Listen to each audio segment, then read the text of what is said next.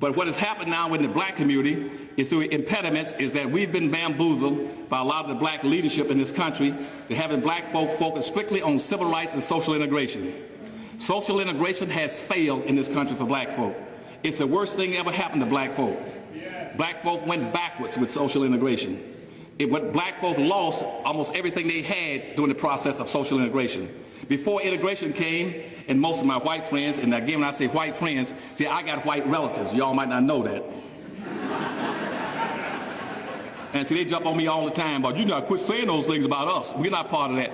But I got half my family want to pass a white. I go on, fine, do it. But see, but social integration is a diluting process. It's a watering down process.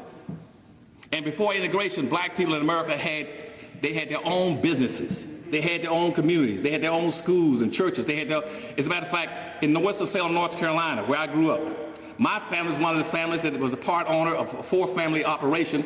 We owned the only black bus line in America, the only one they've ever had. When I say a bus line, I'm not talking about 3 or 4 buses or 10 or 15 buses. We had over 500 buses. We didn't service just the black neighborhood. We serviced the white neighborhoods too. It was called a Safe Bus Company in Winston-Salem, North Carolina. We took care of the city bus services. In Winston-Salem, the black community also had 2 cab companies. Why? Because the white community had 2 cab companies. The white community had the Bluebird and the Yellow cabs. Blacks, we had the Harris cab and the Kansas City cabs. We had our own movie theaters, the Lincoln and Lafayette theaters. They had theirs, the Hollywood, the North Carolina theaters, the state theaters. We had our own restaurants and shoe shops and clothing stores and everything.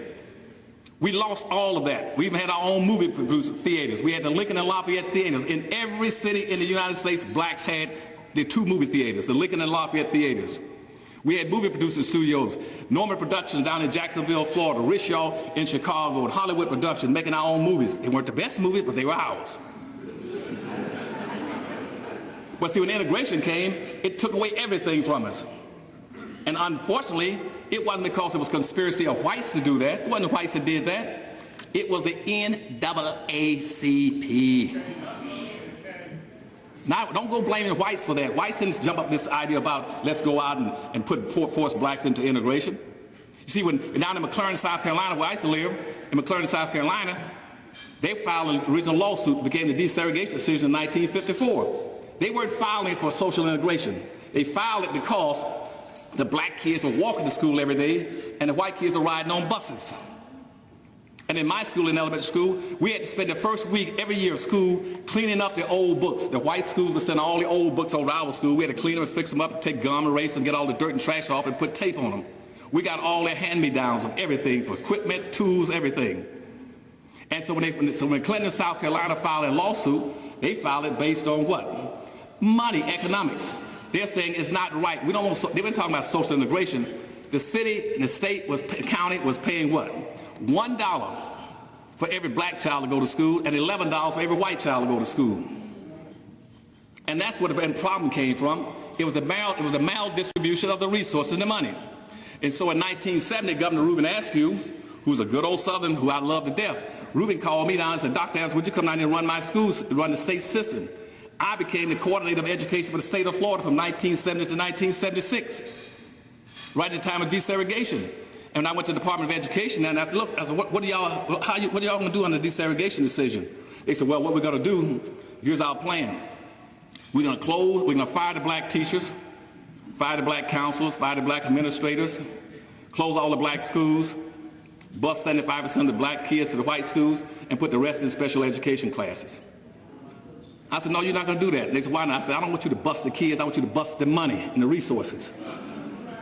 Leave the black neighborhood, the black schools alone and bust the resources over there. Give them some tennis courts. Give them some swimming pools. Give them some of the best teachers and best books and learning materials.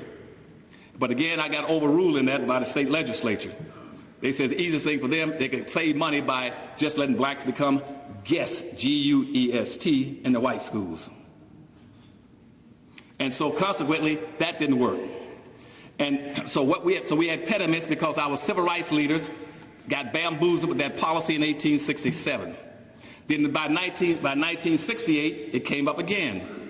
President Nixon then when he got elected to office, he got a letter from Daniel Moynihan saying, I got a way to shut down the black civil rights movement in the country and shut down the black power movement. He said, what you do, you take the focus in public policy off of black folk and never put it back again. You place it on minority women and immigrants.